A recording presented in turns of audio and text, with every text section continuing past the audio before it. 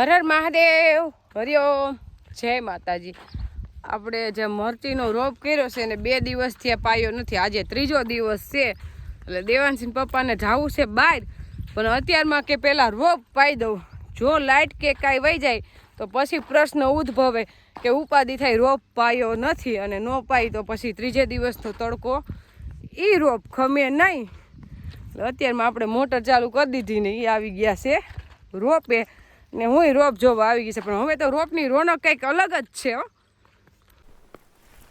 કેટલા દિવસનો થયો છે આપણો રોપ?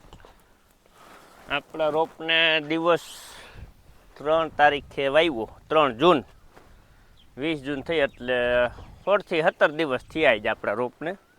ને એકદમ કમ્પ્લીટ, કંઈ ઘટે નહીં ને એવો થઈ ગયો છે. પણ ઓન જો કોઈ મેન પ્રશ્ન રહ્યો હોય ને તો હુકારાનો છે. હુકાય છે? હા, જો આવી રીતે. એટલે હુકારો એટલે કાપવાનો પ્રશ્ન. એમ જીવડા જે આપણે ભેંહું જેવા જીવડા આવે છે ને, નાના નાના આપણે કહેતા હતી, એ રોપને કાપી નાખે થળિયામાંથી. પહેલાં ઉપર પાન કાપતું હતું, હવે પાન કાપવાનું બંધ થઈ ગયું. કારણ કે હવે આપણો રોપ છે ને 4-5 પાંદે મીંડો થવા. 2 પાનમાંથી હવે એનો વિકાસ થયો ને 4-5 પાંદે થઈ ગયો. એટલે હવે પાન કાપવાનું કામ નથી કરતા, અને પાન કાપે તો હવે ખબર ન પડે ને વાંધોય ન આવે. એટલે હવે ડાયરેક્ટ થળિયું જ હેઠેથી કાપી નાખે. એટલે આપણે 10 વર્ષથી મરચીનું વાવેતર કરી, એમાં આ સાલ જે કાપવાનો પ્રશ્ન આવ્યો ને એવો 1 વર્ષ નથી આવ્યો, ઓણ જાજો આવ્યો એમ. એટલે કે તમારે 50 પડીકીનું વાવેતર હોય ને તો તમારે 1 થી 2 પડીકી કાપી નાખે, એટલો પ્રશ્ન રહ્યો છે. એ આ વર્ષે જ છે, ઘણા તો પાછો વાવે છે. એટલે ગામમાં એવો પ્રશ્ન છે કે અમુક 5 પડીકી, 2 પડીકી, 4 પડીકી ફરી વાવેતર કરે છે કે થોડુંક કાપવાનો પ્રશ્ન વધારે રહ્યો એટલે ઘટશે. પણ આપણે એ કાંઈ કરતા નથી, કારણ કે આપણે 15 પડીકી વધારે જ વાવી છે. એટલે આપણે કાંઈ પછી પ્રશ્ન ન રહે. કદાચ ઓછો ઉગે, થોડો ઘણો બગડે, કાપે તો પછી પાછો વાવીને તો એ બહુ મોડું થઈ જાય.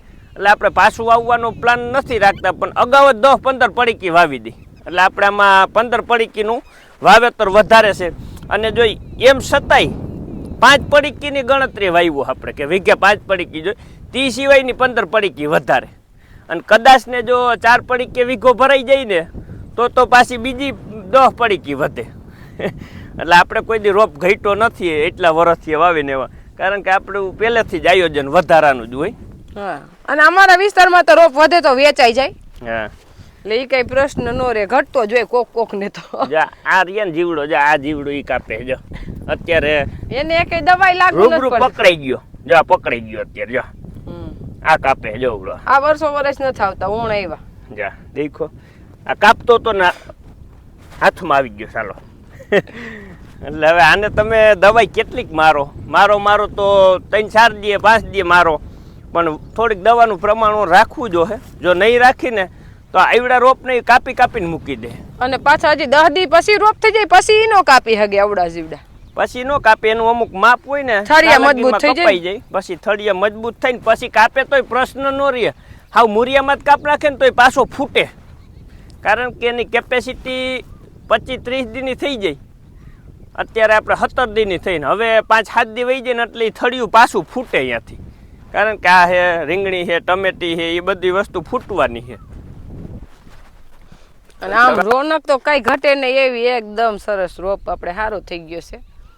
પણ હવે ખડ છે, પણ હવે પાછો હુકાય ને એટલે 2 દિવસ પછી આપણે નીંદી નાખશું એટલે સરસ ચોખ્ખો. એમ તો આપણે ખાતર નાખીને પાણી પાઈને ખડ ઉગાડીને પછી વાવ્યો છે એટલે એટલું બધું ખડ ન ઉગે. આ કપાસિયા ને ક્યાંક ઉગ્યું છે. અને આ છે ને કપાસિયા ને ક્યાંક ઉગ્યું છે. આ છે ને એક જ દીમાં કાપવાનો પ્રશ્ન વધારે બન્યો, કારણ કે આજ ઉગ્યો આપણો અને બીજે દી તો એને કાપવાનું કામ ચાલુ કરી દીધું તું એમ.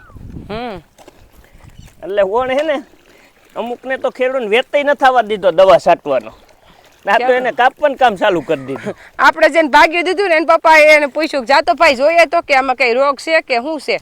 કાંઈ નથી કે અસલ ઊભો છે. જો ઓલું ખાલું દેખાય ને આખો કાપી નાખ્યો. દેખો આ ઘેરો. હા, જો આપણે કાપી નાખ્યો. ઈવડી એમ માન ને કે આખી 1 પડીકી થઈ જાય. એટલે જે એક પડીકી વાય એટલો રોપ કાપ નાખ્યો. એટલે આપણે વાડીએ ન આવી તો એ માણસોને તો એમ જ થાય એમાં કઈ રોગ જ નથી, પણ હાવ સાફ થઈ જાય ને તો ખબર પડે કે 30,000 નું સાફ થઈ ગયું. કેમ ખબર ન પડે, કહું છું ખરી, જે અડધી પોણી પડી કે ખાલી કરી નાખ્યું એટલે. હા ગયો ફોટો પાડ. હવે દેવાંશી પપ્પાને જવું છે ઉપલેટા. 4 વ્હીલમાં કંઈક થોડોક પ્રશ્ન થઈ ગયો છે એટલે 4 વ્હીલ રિપેરિંગ કરાવવા. અને આપણે કામ છે આપણે જેમાં દેશી ખાતર નાખ્યું એમાં પ્લાસ્ટિક ને એ બધું જે હોય એ વીણવાનું. કૂસો કસ્તન પ્લાસ્ટિક, કોઈ હાથીકડા, કોઈ હા પાણકા ને એવું આટો માર લે. અને હું જઈએ ઉપલેટા. ગાડીને આપણે આગલા જમ્પ વહી ગયા છે એટલે એ આપણે હમું કરાવી લઈ, કારણ કે આજ નહીં તો કાલ કરાવવા જો એમાં હાલશે નહીં. તો પછી 15 દી પછી કરાવવું અને અટાણે હમું કરાવવું. એટલે આજે જ કીધું હમું કરાવે, પછી વરસાદ થઈ જાય અને જવા આવવાનો ટાઈમ હોય ન હોય અને જરૂરિયાત છે એ તો આજ નહીં તો કાલે હમું તો કરાવવું જોઈએ, એમાં તો હાલશે જ નહીં. એટલે એ જાય છે ઉપલેટા, આપણે જઈશું ખેતરમાં. એટલે બપોરે લગભગ એ વહી આવશે, આપણે ઘેરે જાવું ત્યાં. જે આપણે ઘેરે ખેતર વાવ્યું છે રોપથી આ બાજુ વાવવાનું છે એ ખાલી હજી આપણે 9:40 થઈને ત્યાં એમાં કાગળિયા વીણાઈ ગયા. હવે જે આપણે ભાગ્યું રાખ્યું છે ને એ ઘરે વાવવાનું છે એમાં વીણવાના છે. એટલે આજ બપોર થાય ને ત્યાં બધે વીણાઈ જાય. જો અહીંયા ઢગલો કર્યો છે અને આમ આગળ કર્યો છે, બોયડી છે ને ત્યાં નાખી દીધે લઈ હળગી જાય હોતન, પછી બપોર પછી હળગાવી નાખશું. અત્યારે ટાઈમ 11:30 થઈ ગયા અને આપણે બધે કાગળિયા ને જે ગાભા ને બધું હોય ને એ બધું વીણાઈ ગયું. અને આમાં તો એકવાર વીણાતા પણ પાછા હાથીમાં નીકળ્યા ને એ વીણમાં નહોતા એટલે બહુ નહોતા. 1.5 કલાકમાં તો આખું ખેતર વીણાઈ ગયું. ને હવે દેવાંશી પપ્પા બપોર પછી વહેલા આવી જાય ને તો 4 વાગે આવશું ને તો બધામાં પાણી વીણાઈ જાય એટલે વીણવાનું કામ પતી જાય. ને વરસાદ થાય ને ટૂંક સમયમાં. જો આપણે ઉપલેટા ગાડી રિપેર કરવા ગયા હતા એટલે ગાડી રિપેરિંગ તો થઈ ગઈ બધી, કઈ ઘટેલી એવી. અને આખો દી ગયો આપણો, કારણ કે ઘરે આવ્યા ને હતા 6 વાગી ગયા. અને 6 વાગ્યા ને પાછા વળી થોડુંક કામ હતું, ચિત્રાવળ ગયો, ચિત્રાવળથી ગાય દોવા ગયો અને અત્યારે ઘરે આવીને જો મારા દીકરા પાસે બેઠા. આ આપણે આખો દીની દિનચર્યા કાંઈ બેમાં એમાં વહી ગયો. અને હું આવ્યો ને ઉપલેટાથી તો મારો દીકરો ઉઠ્યો હે 6 વાગી ગયા. બહુ ઉતરેલા, કેટલા વાગે ઉતો? પણ આજ હુતા જ અમે મોડા, અમારે 3-3:30 હુતા. આઈ જે ઉઠ્યો ને ઉતો તો કઈ બપોરે 3 વાગે કેમ વાગી ગયો કે 3:30 વાગી ગયા પછી આનું હું રહ્યું. મારા દીકરાનો ફોન આવ્યો બપોરે 12 વાગે કે પપ્પા તમે આવ્યા નથી વાળી કે હું ક્યાં દિશાને વેલો આવી ગયો, પાછી કાલ રજા છે અમારા સાથ દીધા ખુશી ના. આજ વેલો આવી ગયો શનિવારે અને કાલ રજા છે ભણવા જવાનું. બહુ રાજી થઈ ગયો, વેલા આવી ગયો તો હે ભાઈ મહિનો ભણવા જાવ તો એક દિનની કિંમત એને સમજાણી. જે માણસને સમય ઘટે ને પછી સમયની કિંમત સમજે. એટલે દેવાંશ કહીને હવે ભણવા જવા માંડ્યો એટલે એક દી રવિવાર આવે ને તો રવિવારની કિંમત સમજાડે કે આ મજા આવી. વેલા છૂટી ગયા કલાક અને કાલ તો રજા. મજા આવે ને એમ ક્યાં ભણવા જવું છે. તોય હવે સેટિંગ આવી ગયું છે કે સ્કૂલમાં રોતો નથી. અહીંયા રોવે છે બસમાં બેહવામાં કે અમારી મમ્મી ના પાડી દેતો. બસમાં બેસી અને એક ગમે એ છોકરા સ્કૂલે જવાનું થાય ને એક નાટક તો આવડે જ, પેટમાં દુખે. એ તો ઊભું જ હોય, સવારમાં ઉઠી જ કે પેટમાં દુખે. એ દુખે જા સવાર ઉઠે ને તો જ દુખે, પછી આખો દી કઈ ન હોય કે હા તો વળી પાછો જાય તેમ કે મમ્મી મને ત્યાં તાવ આવી જાય તો મેં કીધું ત્યાં ડોક્ટર છે.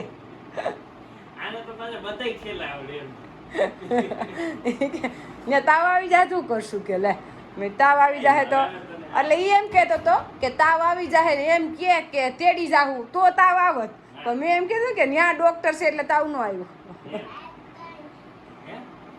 સાહેબ તૈન છે ને શું શીખવાડે પણ સાહેબ તૈન છે તો હે શું શીખવાડે? કઈ શીખશો કે એમને બેસશો? હજી તો એકડો ઘૂંટવાનું હાલે છે. અને આપણે હજી ના જ પાડી છે કે 15 દી અમારો દેવાંશ ખાલી ત્યાં બેહવા આવશે, એને કાંઈ શીખવાડવાનું નથી. એટલે એ તને હોરવી જાય નકર તો સીધું પ્રેશર આવે તો પાછું વાહવું. તને એક તો એકલો આવડતો નથી ને એકલો શીખવાડે તો અમુક નું વહમ એકલું હોરવે નહીં ને એમાં પાછું કષ્ટો દે તને કષ્ટો દી હાલે મગજને આ મગજને કોઈ દી કષ્ટ પડ્યો જ નથી ત્યાં. થોડાક દી હોરવી જાય ને પછી એકલો મગડો ને કપકો ને બારા કરીને શીખવું તો છે ને બધું શીખવું તો છે ને આપણો દેવાજનો મગજ તો અત્યારે લગભગ બધા છોકરાનો તેજ જ હોય, સીધું ઉતરી જાય.